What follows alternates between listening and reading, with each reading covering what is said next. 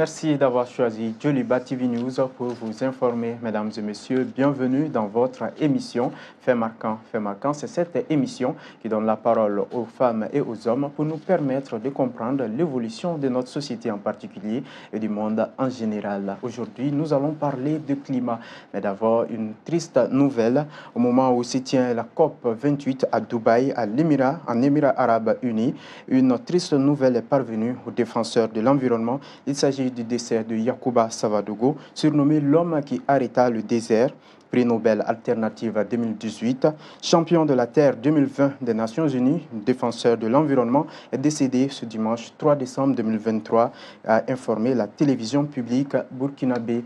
Au nom de tous les défenseurs de l'environnement, nous adressons à sa famille, à toute l'Afrique, nos sincères condoléances. Et mes téléspectateurs, aujourd'hui, nous allons parler de l'environnement. Je vous l'avais dit, nous allons parler de la COP 28 qui se tient actuellement à Dubaï. Et pour cela, nous avons deux invités, pas de moindre. Il s'agit de Brahima Traoré. Brahima Traoré, bonsoir. Bonsoir.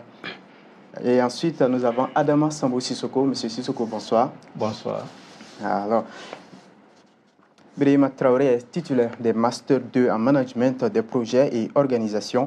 Il a travaillé pendant plusieurs années avec des ONG internationales sur des projets en lien avec le changement climatique, l'environnement et les énergies renouvelables en zone urbaine et rurale. En mars 2020, il met en place le réseau Climat et Adaptation, qui est une plateforme regroupant plus de 230 participants. M. Traoré participe à plusieurs réseaux de la société civile environnementale au Mali. Il est chargé de communication et de réseautage de la plateforme nationale des acteurs de la société civile. Il assure la fonction de coordinateur national du réseau africain pour la promotion de l'éducation à l'environnement, RAPE Mali. Depuis 2020, il est ambassadeur de la coalition Nouveau Pacte pour la nature et les personnes, analyse 4PSD. Alors, de l'autre côté, Adama Sambou Sissoko est directeur général du journal Vert du Mali, JVM Mali, président de l'association des apprenants diplômés en environnement du Mali, président de l'association Promotion Culture Bio-Environnementale, Bio7 Mali, membre fondateur du réseau africain des communicateurs en environnement, présent dans 7 pays en plus du Mali. Membre également et chargé de plaidoyer du réseau africain pour la promotion de l'éducation relative à l'environnement. Il a également effectué la couverture médiatique de la 27e conférence des partis COP27 qui a eu lieu en Égypte, à Al-Sharm el-Sheikh, je l'ai bien signalé, en Égypte. En ce moment, il est en train de préparer un doctorat sur le thème intitulé « Changement climatique et culture du sorgho dans le cercle de Bafoussam, région de Kayi au Mali, de 1987 à 2022 ». Il est également enseignant dans plusieurs universités prestigieuses de la place. Alors, messieurs, bonsoir une fois de plus. Merci bien. En ce moment où nous parlons, se tient la COP 28 à Dubaï. D'abord, on va commencer par M. Sissoko. Déjà, la COP, qu'est-ce que c'est? Il y a beaucoup de débats autour de cette rencontre. Qu'est-ce que c'est en réalité pour avoir participé à la 27e édition? Ok, la COP en tant que telle, c'est tout d'abord, quand nous prenons, c'est un sigle qui veut dire la conférence des parties. C'est qu'il y a eu la Convention cadre des Nations Unies sur les changements climatiques dans les années 92. Donc les pays, les gouvernements et tous ceux qui ont eu à signer et à ratifier cette convention, chaque État est appelé partie. Donc, chaque année, les parties qui ont adhéré à cette convention se réunissent dans un pays pendant 2 semaines environ pour parler de la question climatique et voir les avancées et qu'est-ce qu'il reste à faire. C'est ainsi qu'à partir de 1997, il y a eu le protocole de Kyoto pour pouvoir bien encadrer et puis se fixer quand même un cap à atteindre. Après, en 2015, il y a eu l'accord de Paris. Tout ceci, c'était pour bien encadrer et orienter les actions climatiques à travers le monde. Voilà. La COP comme telle, les États y participent à travers les différents ministères. Au Mali, c'est le ministère de l'Environnement, de l'Assainissement et du Développement durable qui pilote la COP comme telle. Mais au niveau, en bas du ministère, il y a les différents services techniques, mais également, il y a la société civile qui y participe. Il s'agit là soit des ONG, des associations, des coopératives, tout ce qui est société civile, y participe également. Et là, on adresse une demande au ministère de l'Environnement, bien avant la COP, 2 mois avant la COP, pour dire, bon, nous aimerions y participer. Maintenant, ils vérifient si vous méritez d'y être. Et bien voilà, on vous accrédite et puis maintenant, vous cherchez le financement. Également, il y a le secteur privé qui n'est pas laissé à la marge. Tous ceux qui sont entrepreneurs et ainsi de suite, donc, qui sont dans le domaine de l'environnement, ils participent. Également, il y a les institutions de la République telles que le CNT, qui d'habitude on appelle l'Assemblée, à travers sa commission environnement. Et donc là, c'est pour que chacun puisse aller défendre la cause du Mali. Parce que l'État peut défendre un certain nombre de points, un certain nombre d'autres points peuvent être défendus par la société civile. Et ben voilà, donc si nous prenons les COP comme tels, déjà au Mali, il y a un certain nombre de financements. Il y a le Fonds vert climat, il y a le Fonds pour la finance carbone, il y a le FEM, le Fonds pour l'environnement mondial. Donc un certain nombre de fonds qui sont adossés généralement au niveau de l'Agence de l'environnement et du développement durable, l'AEDD. Et ces fonds-là viennent des rencontres de la COP?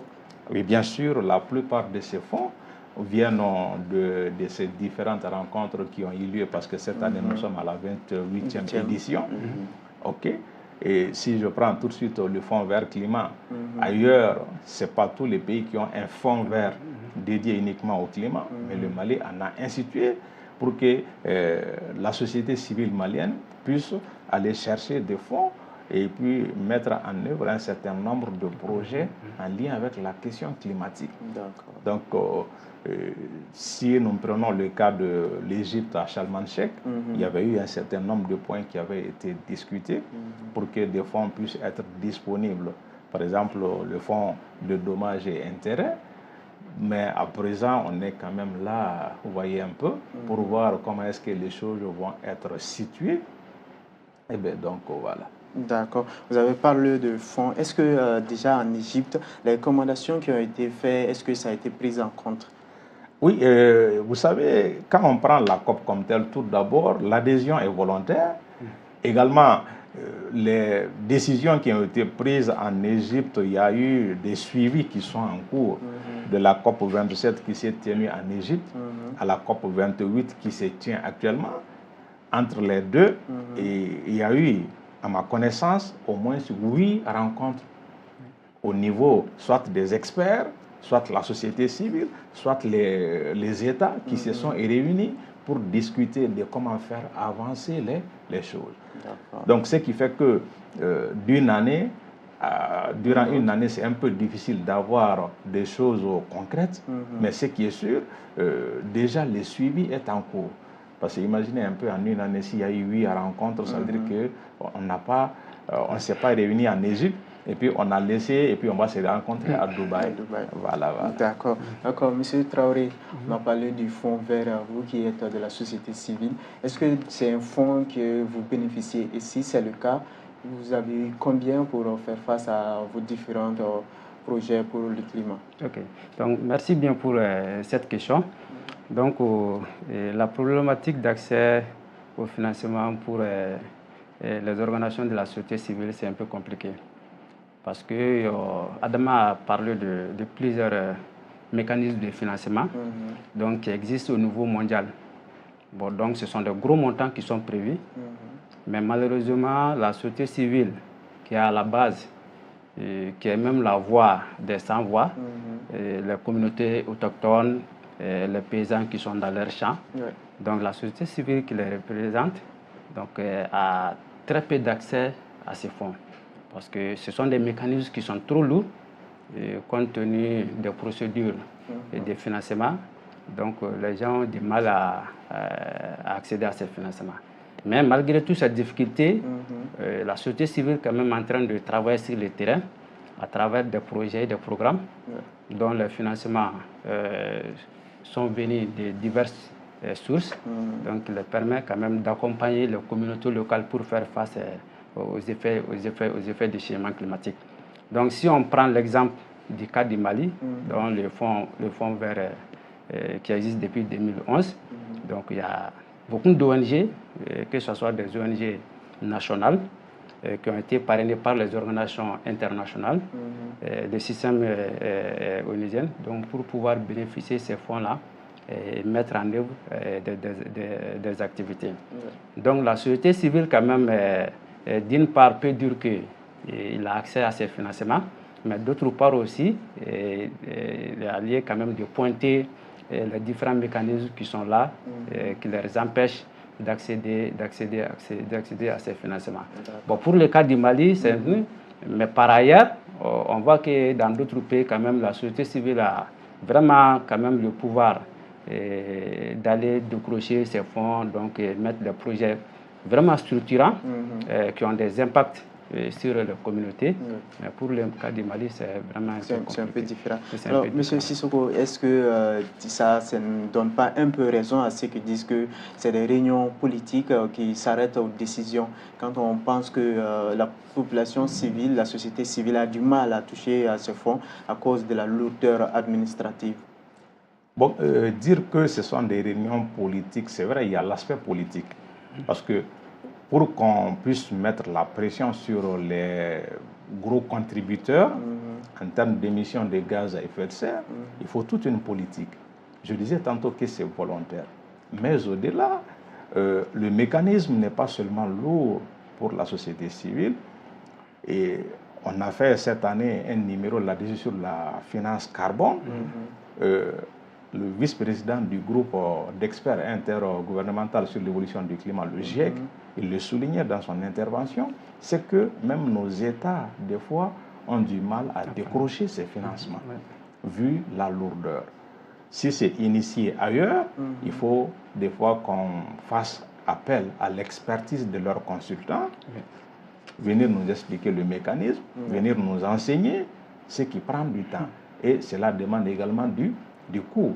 Imaginez un peu si nous devons prendre un Swazilandais qui viendra former des cadres maliens, le billet d'avion aller-retour, les frais de... Donc vous voyez un peu, mais qu'à cela ne tienne, comme l'a dit Brahima tout à l'heure, il y a eu des actions sur le terrain. D'accord. Aujourd'hui, il y a un certain nombre de projets qui ont été mis en œuvre sur le terrain. Il y a la pisciculture qu'on fait dans des localités au Mali où on ne pouvait pas imaginer cela.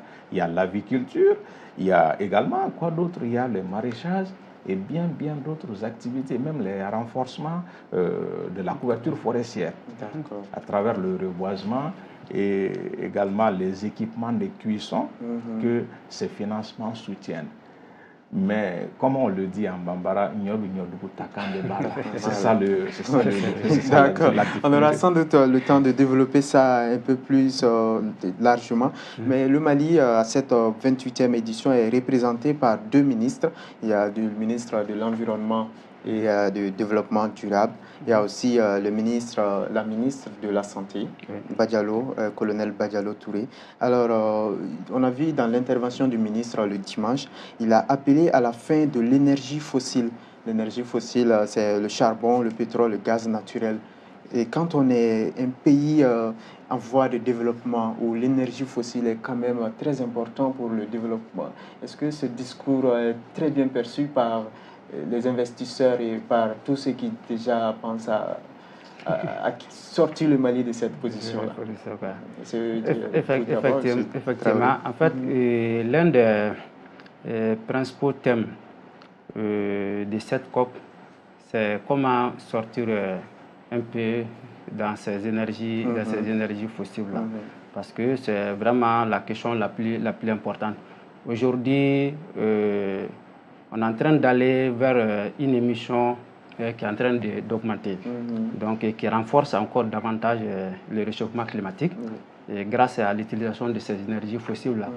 Donc c'est pour cela que pendant ces genres d'événements comme la COP, donc, que ce soit la délégation nationale ou bien que ce soit les sociétés civiles, les gens vont défendre à ce que les pays qui sont censés utiliser ces sources fossiles-là, de faire des plaidoyers pour leur permettre de sortir davantage dans ça. Parce qu'il y a des objectifs qui sont fixés. Quand on prend l'accord de Paris, qui fixe un certain nombre d'objectifs pour pouvoir permettre à la planète de se maintenir à plus 1 degré 5. Donc, on ne peut pas atteindre ces objectifs-là toujours en continuant à utiliser les énergies fossiles.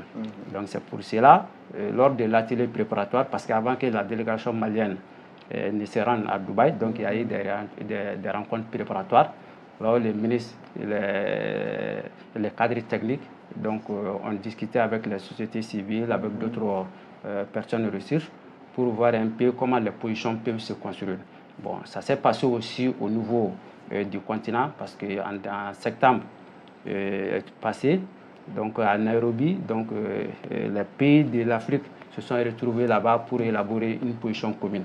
Donc dans cette position commune-là, on voit clairement que les pays de l'Afrique demandent une transition énergétique durable. Donc les sources d'énergie qu'on est en train d'utiliser actuellement, donc les gens veulent vraiment que ça soit arrêté progressivement pour pouvoir permettre, pour pouvoir limiter le réchauffement climatique. D'accord. Et Monsieur Samake, déjà, est-ce qu'il n'y a pas un paradoxe, le fait que Dubaï, qui est l'un des pays les plus pollueurs du monde, demande à ce qu'on arrête avec l'énergie fossile, alors que le même pays projette d'augmenter à 40% sa production de pétrole d'ici 2030? Et encore, l'objectif, c'est diminuer l'émission l'augmentation de la température de 1,5% dans le même laps de temps, 2030 également. Est-ce qu'il n'y a pas un paradoxe? Je dirais qu'il n'y a pas trop de paradoxe.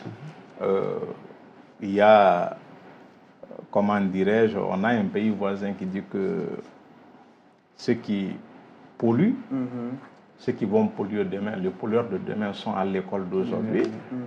Les victimes de la pollution de demain également sont à l'école d'aujourd'hui. C'est-à-dire en termes simples. C'est-à-dire simplement, aujourd'hui, ce sont les enfants d'aujourd'hui qui vont polluer dans l'avenir. Ils sont à l'école aujourd'hui. Ceux qui vont être victimes de la pollution de demain, ce sont les enfants d'aujourd'hui qui sont également à l'école. Si nous prenons Dubaï comme tel, c'est vrai, c'est un pays qui est assis sur le pétrodollar. Mais si on ne va pas chez eux, leur expliquer, et que le monde entier vienne toucher les plus jeunes, parce que la COP, vous voyez un peu, c'est tout un tas d'activités qui se déroulent pendant 2 semaines. Quand nous, on a été en Égypte, des fois dans le bus, vous voyez la jeunesse dans le bus en train de danser. Quand ils dansent au rythme des chansons qui sont en lien avec la question climatique. Donc, ce qui peut faire que les enfants d'aujourd'hui de Dubaï peuvent être sensibilisés, informés, et qu'ils puissent prendre des dispositions qui feront que dans 10, 20, 30 ans, la consommation d'énergie fossile va baisser. Parce que ce qu'il y a également, aujourd'hui, on est en train de marcher sur l'énergie fossile. Si on dit qu'il faut arrêter tout de suite, que va devenir notre économie? La santé, que deviendra-t-elle? L'éducation, que deviendra-t-elle? Tout dépend de l'énergie à la date d'aujourd'hui. Maintenant, donc, il faut aller à pas de caméléon, mais très, très rassuré. Ce qui fait que, quand on me demande, je dirais même que c'est très bien fait que cette COP se tienne à Dubaï. Parce que toutes les projections, tout ce qui va être fait, tout ce qui va être dit, ok, les populations vont vivre réellement. Et cette population se rendra compte que nous, on est assis sur le pétrodollar, mais il y a autre réalité qui est au-delà de ce pétrodollar. Ça va être l'occasion pour la société civile de Dubaï de mettre la pression sur le gouvernement, parce que c'est pas seulement que la société civile est là pour mettre en œuvre des projets, mais également elle est là, c'est pour mettre des fois la pression sur le gouvernement pour aller vers des décisions qui sont salutaires. D'accord. Voilà. D'accord. Parmi les pays qui ont signé cette convention pour diminuer, pour tourner carrément la page, pour reprendre les termes du ministre, on dit qu'il y a 118 pays, si je ne me trompe pas. Est-ce que vous avez aujourd'hui l'information que le Mali fait partie? Et si c'est le cas, est-ce que cela ne contredit pas un peu notre volonté à aller vers le nucléaire, l'énergie nucléaire qui a été signée avec le groupe russe Alstom? Ok. Le Mali, faisant partie de cette liste de pays qui ont signé pour dire, bon voilà, on va mettre fin à l'énergie fossile, en même temps on parle le Mali fait partie, vous confirmez cela? Bon, j'ai pas la... Oui, le Mali en fait partie, effectivement. Le Mali en fait partie, ok. Voilà. Maintenant, de l'autre côté, en lien avec, comment dirais-je, les centrales nucléaires que l'État malien veut mettre en place, que deviendront ces centrales nucléaires? Quel est leur objectif? Parce qu'aujourd'hui, on est dans une situation de délestage électrique à travers la ville, sinon à travers le pays. Tout le pays, oui. Les petites et moyennes entreprises n'arrivent plus à tourner, même les grandes entreprises. Donc, les centrales viendront pour soutenir ce côté. Il se pourrait que le gouvernement peut dire, bon voilà, on va, pour que nous puissions y aller, les ménages, par exemple, on va les faire tourner sur de l'énergie renouvelable. Parce qu'il y a combien de mégawatts qui vont être installés au nord, et puis un certain nombre de kilowatts qui vont être installés au centre. Là, c'est uniquement sur la base de l'énergie solaire. Donc, l'État peut dire tout de suite, comme nous voulons sortir des énergies fossiles, on fait tourner les quelques usines que nous avons sur la centrale nucléaire. Mais les ménages vont migrer vers l'énergie, comment dirais-je, renouvelable, en attendant que nous ayons les moyens de nous débarrasser de la centrale. Également, ce qu'il faut dire, on peut, techniquement parlant, pour mettre en place une centrale nucléaire, ça prend combien d'années? Ce n'est pas en 2-3 ans, à mon avis, que cela puisse se réaliser. Vous voyez un peu? Alors que dans les coulisses, c'est que l'on apprend déjà. En 2024, les centrales solaires que l'on veut mettre en place au nord et au centre, ces travaux vont déjà commencer. Et tout d'abord, il y a combien de mégawatts au niveau de Kita qui sont en train d'être injectés dans le réseau à travers le solaire. Voilà. Donc, si on fait l'installation, si je comprends bien, il se peut qu'on renonce à l'idée des centrales thermiques, des centrales civiles, nucléaires civiles. C'est une possibilité. C'est une possibilité, mais c'est à l'État de pouvoir répondre à ce genre de questions clairement. Et également, de l'autre côté, c'est de se dire aujourd'hui, on est dans un monde où on consomme de plus en plus. Le Mali, c'était autour de combien de 15 millions en 2009. Maintenant, on est au-delà de 22 millions. Il faut trouver des habillements pour tout un chacun, de la nourriture pour tout un chacun, de là où dormir pour tout un chacun. Donc, ce qui demande à soutenir l'économie au niveau national, même local. Donc, pour cela, on a besoin de l'énergie. Et l'État a le monopole de faire des choix pour que cela puisse être soutenu. Aujourd'hui, on est dans un pays où on importe et l'huile en grande quantité, le lait en poudre en grande quantité, même la céréale. Maintenant, si on veut produire tout cela sur place, est-ce qu'on est sûr que l'on puisse le faire avec de l'énergie renouvelable et tout de suite et maintenant?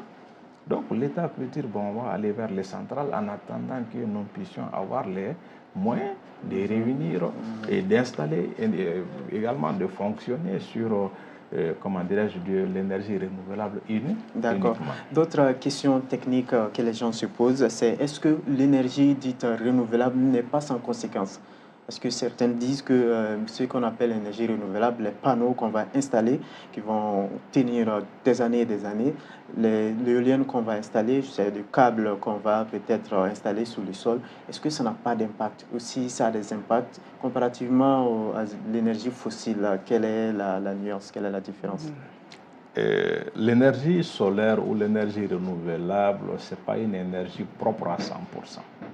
Les batteries, leur durée de vie, c'est connu. Les batteries solaires, il y en a qui ont une durée de vie maximum de 5 à 6 ans. On peut se débrouiller avec, mais au bout de 5-6 ans, il faut les renouveler. Maintenant, il faut trouver un moyen de le recycler. Les plaques solaires ont une durée de vie entre 20 et 25 ans. D'accord? Maintenant, quand ça arrive à terme, maintenant, il faut trouver un moyen. Et aujourd'hui, ce n'est pas chez nous seulement au Mali, même en Occident, difficilement on a aujourd'hui des technologies qui puissent faire recycler ces plaques solaires. Mais qu'à cela ne tienne, c'est quand même moins polluant que les énergies fossiles. OK? Que ce soit le pétrole, que ce soit vous voyez un peu, l'essence, ainsi de suite. Ces carburants polluent plus et nous exposent. Par exemple, nous, les pays en voie de développement, malheureusement, qu'est-ce qui se passe? Nous émettons peu, mais c'est nous qui subissons plus les effets néfastes des changements climatiques. Au Mali, aujourd'hui, que ce soit l'élevage, l'agriculture, la pêche, même nos villes. Il était un moment à Bamako, ici, où on a commencé à dormir dehors, c'est-à-dire sur le toit de sa maison ou ailleurs, ou dans la cour, que vers le mois de mai. Donc vous allez constater à partir du mois de mars, avril, les gens ont commencé à dormir dehors. Et cette année, j'ai constaté que même vers le mois d'août, quand il arrivait des moments où il n'y a pas trop de pluie, tellement qu'il fait chaud, quand il n'y a pas d'électricité, on voyait les gens dormir sur le toit de leur maison. Donc, vous comprenez un peu que tout ceci sont accentués par l'énorme quantité de gaz à effet de serre qui est émise par les énergies fossiles. Donc, oui, les énergies renouvelables ont des impacts, mais ces impacts sont moindres par rapport à ceux des énergies fossiles. D'accord. Climat et adaptation. Le ministre, toujours sur la même déclaration, parle de revenir à l'agriculture familiale pour un pays en déficit alimentaire. Quand on dit de revenir à l'agriculture familiale, est-ce que vous pensez que techniquement c'est possible? Est-ce qu'on peut aller vers la souveraineté alimentaire avec cette méthode? Effectivement, l'agriculture familiale, il faut comprendre que c'est la plus pratiquée, si on peut le dire, parce qu'il y a quand même une part importante de la population qui mène cette activité. Quand même on regarde la production mondiale, donc une bonne partie de la production mondiale vient des petits exploitants, qu'on appelle les exploitants familiales.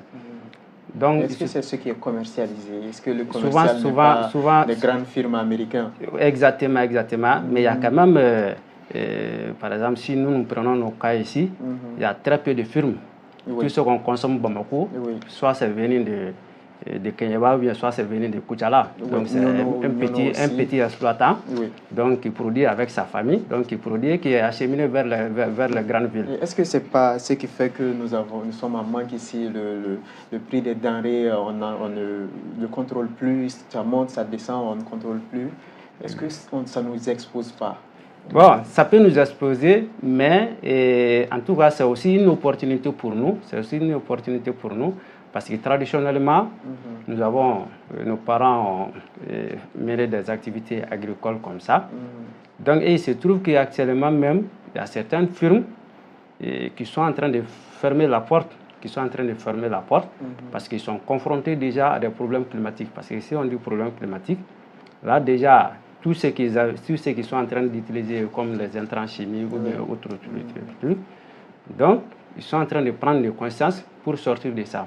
Donc c'est pour cela que vous allez voir, nous déjà, avec les producteurs locaux qui sont là, qui pratiquent l'agroécologie, donc il est encore plus recommandé actuellement pour aller vers des alimentations plus saines. Donc c'est pour cela que cette année, pendant la COP, il y a quand même pas mal de délégations qui vont appuyer l'agroécologie. Donc aussi, faire comprendre que les petits agriculteurs qui sont là, qui n'ont pas trop de moyens, donc de pouvoir les aider pour qu'ils ne soient pas trop impactés par les effets du changement climatique. Parce que la nourriture que nous consommons dans nos villes, ça dépend de leur production. Si eux, ils ne produisent pas, donc ce qui veut dire que nous serons impactés. Voilà. D'accord.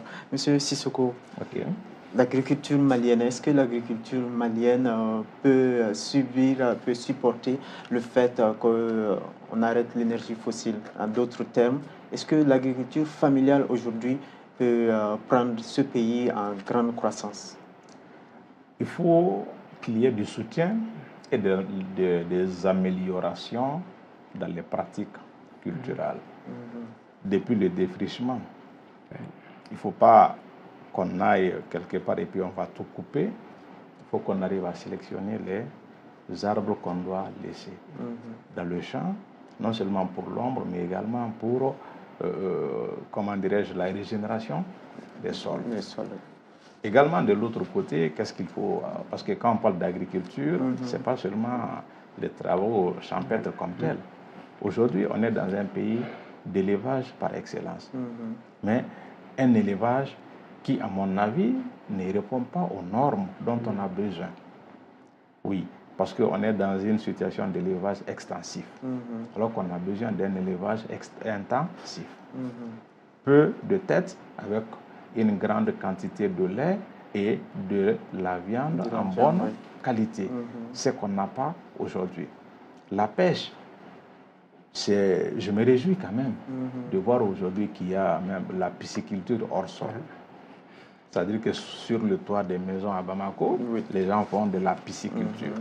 Parce que d'un côté, la population se pose déjà la question, quelle est la qualité du poisson que nous pêchons dans nos fleuves? Parce qu'il y a le dragage qui se fait pratiquement dans tous les fleuves du Mali. Partant de là, beaucoup se posent la question. C'est vrai, il y a eu des études de l'ABFN pour démontrer que non, nos cours d'eau ne sont pas, par exemple le fleuve Niger, les eaux ne sont pas polluées jusqu'à voyez un peu. Mais malgré que nos systèmes d'irrigation n'ont pas de filtre, par exemple, on sait que Bamako a plus de 40 et quelques collecteurs, j'ai plus les nouvelles à frais, mais ils n'ont pas de filtre, c'est-à-dire que tout ce qu'on déverse rentre directement dans le fleuve. Et pendant la saison pluvieuse aussi, on peut voir que le fleuve bout par endroits. Tout ceci n'a pas d'impact réel sur l'écosystème maritime. Oui, c'est là, tout ceci, tout ce que vous venez de dire, ont des impacts sur le fleuve d'abord, avant d'arriver au niveau de la mer. Mais il y a ce qu'on appelle au niveau du système hydrique, et c'est voyez un peu des fleuves, leur capacité d'auto-épuration. Et cette capacité d'auto-épuration, c'est ce qui n'est pas encore atteinte, afin que les eaux soient polluées et qu'on dise, bon, aujourd'hui, écoutez, le poisson que nous pêchons à Kangaba, à Bamako, n'est plus apte à la consommation. Mais qu'à cela ne tienne, il y a des populations qui se posent la question à Bamako, ce qui fait que la pisciculture hors sol aujourd'hui est la bienvenue. De l'autre côté, il y a l'aviculture également. Aujourd'hui, nombreux sont les Maliens qui font de l'aviculture, même à Bamako ici. Donc, ce dont on a besoin aujourd'hui, également, c'est quoi? Dans le contexte des changements climatiques, nos paysans ont besoin de variétés adaptées au cycle de l'hivernage qui devient de plus en plus court. Donc, on a besoin d'un réel transfert de compétences. Si vous voyez un peu, des transferts technologiques, je vais dire. Parce qu'aujourd'hui, toutes les semences que nos paysans cultivent, la plupart de ces semences ou de ces variétés, quand vous les cultivez cette année, l'année prochaine, il faut retourner au même magasin, acheter les semences. Sinon, quand vous les semez, soit ça ne va pas donner très bien au moment de la germination ou au moment de la récolte, vous n'avez pas ce dont vous avez besoin. Donc là, on a réellement besoin d'accompagnement. Les paysans ont besoin d'accompagnement. De l'autre côté, le paysan, aujourd'hui, l'agriculture familiale comme telle a besoin d'accompagnement en termes d'enrichissement des sols. Cette année, on a vu des paysans du côté de Kita. Le monsieur il nous disait au journal Vert du Mali, moi j'ai 48 ans, mais je suis né et grandi et trouvé que mes parents cultivaient le même champ. Moi, à 48 ans encore, je continue à cultiver. C'est-à-dire que lui, il a 48 ans, il est né, ça veut dire que le champ aujourd'hui est cultivé pendant plus de 50 ans. Ouais. Il n'y a pas eu de repos pour les sols. Et c'est le cas dans la plupart. D'accord? Parce que la pression est telle que, malheureusement, donc on a besoin aujourd'hui d'accompagnement auprès de ces populations afin qu'elles puissent permettre au sol de s'enrichir. Brema a parlé de l'agroécologie. Donc, aujourd'hui, le ministère de l'Environnement, main dans la main avec le ministère de l'Agriculture, doivent travailler sur des projets à l'endroit de ces paysans qui se battent pour nourrir leur famille. Mais quand la famille parvient à bien manger, au-delà de ça, mais ils vont vendre sur le marché local et pourquoi pas international. Voilà. Je vais revenir sur votre terme, le repos du sol pour les agriculteurs, comme vous le dites, qui ont trouvé papa en train de cultiver, qui dit avoir hérité le champ du grand-père qui a cultivé. Le repos, c'est quoi pour un sol, techniquement? Techniquement, c'est ce qu'on appelle la zachère. C'est-à-dire, c'est de laisser le champ se reposer pendant 5-10 ans pour que les herbes puissent y pousser et l'humus revienne. Parce que quand on parle du sol, en termes techniques, il y a la terre et puis il y a le sol. Le sol, c'est cette partie nutritive de la terre qui permet aux plantes de pousser et de donner des fruits.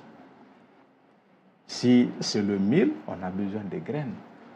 Sinon, on ne peut pas semer le mil partout, mais pourtant, il y a la terre partout. Hein. Mais il y a des parties où l'humus est réuni jusqu'à un certain niveau.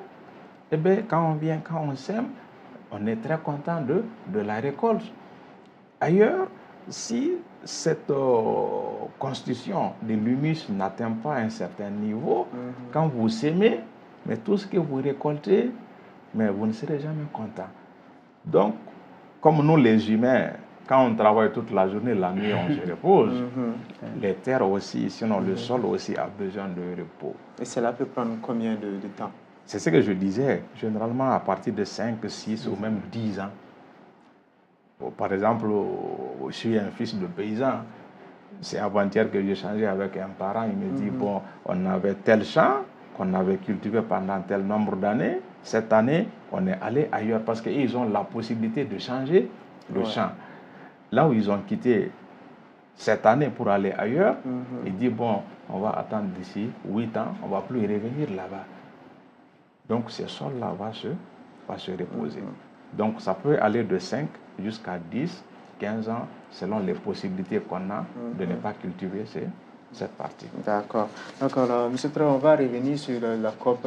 Aujourd'hui, la société civile, est-ce que ceux qui sont aujourd'hui la délégation malienne qui est à Dubaï actuellement, est-ce que les Maliens de l'intérieur sont représentés parmi ceux-ci-là? Là, je vais parler du Sahel, des zones de Mopti, Ségou jusqu'à les zones du nord.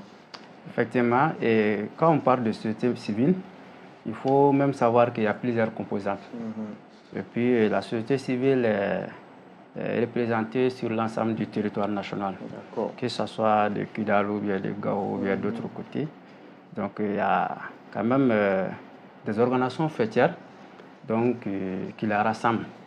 Notamment, nous, on fait partie d'une organisation fêtière qui est la PENACED. Donc, dans la PENACED, il y a quand même toutes les régions qui sont représentées là-dedans. Donc, des ONG qui travaillent à Ségou, à Sigasso, qui sont là-dedans. Donc, nous avons plusieurs membres qui sont en train de participer actuellement à la COP. Donc, ils sont en train de porter la voix de la société civile. Donc, ils vont parler au nom de tous les Mali ou bien au nom de toute l'Afrique. Donc, c'est pour cela qu'avant qu'ils n'aillent, on a fait des rencontres, et notamment un atelier qui nous a permis d'élaborer un document. Donc, c'est un document de 5 pages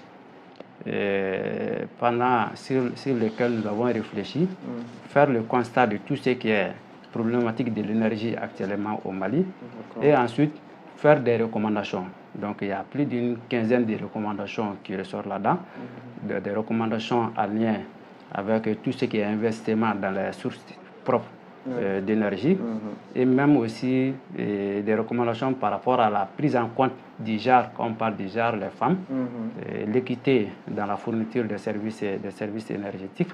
Il y a aussi des recommandations par rapport à tout ce qui est réforme, parce que le Mali a élaboré beaucoup de documents, que ce soit des stratégies nationales ou bien des politiques nationales, qui ont été élaborées il y a plusieurs années. Mais actuellement, avec le contexte, donc, ces documents ont besoin d'être révisés. Donc, c'est pour ça que la société civile a demandé dans son manifeste, là, dans son document, il a quand même recommandé au gouvernement d'accélérer un peu ces réformes-là. Donc, c'est pour vous dire que la société civile qui représente actuellement le Mali dans la délégation, donc rassemble pratiquement toutes les couches maliennes. D'accord. Donc, la question était pour savoir si est-ce qu'on a les mêmes problèmes, parce que quand on regarde pour nous autres qui ne sont pas initiés de la chose, quand on quitte Ségou, on voit que l'environnement change totalement. Est-ce que nous avons les mêmes problématiques? Non, on n'a pas les mêmes problématiques, parce que quand on prend même le Mali, on n'a pas les mêmes problématiques environnementales ou climatiques, parce que le Mali même est occupé en zone agroclimatique. Par exemple, quelqu'un qui est un peu vers le sud n'a pas les mêmes réalités que quelqu'un qui est au niveau du centre. Donc, ce n'est pas les mêmes pluviométries, ce n'est pas les mêmes conditions de culture, ce n'est pas le même. Mais quand la société civile travaille, quand on se retrouve, on fait de telle sorte que les problématiques prioritaires soient prises en compte. Par exemple, quand on est à Moti, on sait que la population de Moti vivent du fleuve, donc on essaie de faire une recommandation par rapport à tout ce qui est sauvegarde du fleuve Niger. Mais quand on est un peu vers Kita, on pense que les gens ont besoin de faire de la culture de l'arachide. Donc quelles sont les problématiques qui sont liées à ça? Donc comme ça, donc on essaie de rassembler ce que les priorités soit dégagé dans un document donc, qui va être utilisé au niveau de la COP. D'accord. Voilà. Monsieur Sissoko, on a pris beaucoup de temps. Très brièvement, déjà la COP 27, c'est que l'objectif était toujours de diminuer la pollution. Est-ce qu'aujourd'hui on a des chiffres qui donnent que les résultats des travaux de la COP 27 ont permis de diminuer un peu le chauffement climatique? Je peux dire qu'à la date d'aujourd'hui, je n'ai pas de chiffres exacts, mais ce qui est sûr, il y a eu des avancées. Dans la mesure où je parlais tantôt du fonds dommages et intérêts, dont les travaux sont en cours pour pouvoir constituer cela. Et la COP 28 également va statuer sur un certain nombre de points pour voir qu'est-ce qui a été fait. Qu'est-ce qui reste à faire maintenant? S'il y a des insuffisances, il faut corriger là où cela doit être corrigé. Voilà. Donc, si ce micro, vous pouviez confirmer à les plus sceptiques que la COP n'est pas une rencontre de politique qui sert comme ça qu'à prendre des décisions et après on passe à autre chose. Non, là je confirme, dans la mesure où comment j'ai pris part, je n'ai pas été en tant qu'homme politique, mais j'étais là pour faire un travail bien déterminé. Et quand j'ai été de l'Afrique jusqu'en Asie, en passant par l'Amérique et l'Europe, tout ce que j'ai rencontré, ce sont des acteurs de la société civile, des universitaires et des acteurs de l'État qui étaient là pour défendre des causes. Et dans les négociations, c'est ça aussi. Vous voyez un peu, il y a des groupes de négociation, il y a le groupe Afrique, vous voyez un peu, qui débat des questions climatiques et des projets de développement du continent africain de façon globale. Et chaque pays y va avec ses priorités et puis avec ses points. Vous discutez entre vous d'abord et maintenant vous remontez le débat plus haut. D'accord. Voilà. Nous sommes à la fin. Votre mot de la fin? Le mot de la fin, c'est de dire que nous n'avons qu'une et une seule planète. prenons-y garde. D'accord. Si jamais nous la détruisons, nous n'avons pas où vivre. Il n'y a pas de plan B. D'accord, M. Traoré, votre mot de la fin.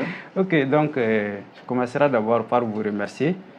Je pense que ce genre d'espace permettra aux uns aux autres de comprendre. Parce que comme vous l'avez posé la question, donc il y a beaucoup de personnes qui pensent que le COP c'est pour aller se promener. Oui. Donc alors que nous qui sommes dans le secteur, nous on sait comment ça se passe et comment les gens vont là-bas pour négocier, et comment les gens vont là-bas pour pouvoir apporter des projets, des programmes pour pouvoir accompagner les communautés qui sont à la base. Donc pour cela, nous on salue déjà la délégation malienne qui est sur place, qui est en train de travailler énormément parce qu'on les voit, on le suit, on suit en lève. Donc toutes les activités qu'ils sont en train de faire, les plaidoyers qu'ils sont en train de faire pour que le Mali soit déjà parmi les pionniers, ou bien parmi les champions dans la lutte contre le changement climatique. Donc on les remercie pour ça. Donc aussi remercier Djoliba pour avoir nous donné cet espace. D'accord, je vous en prie.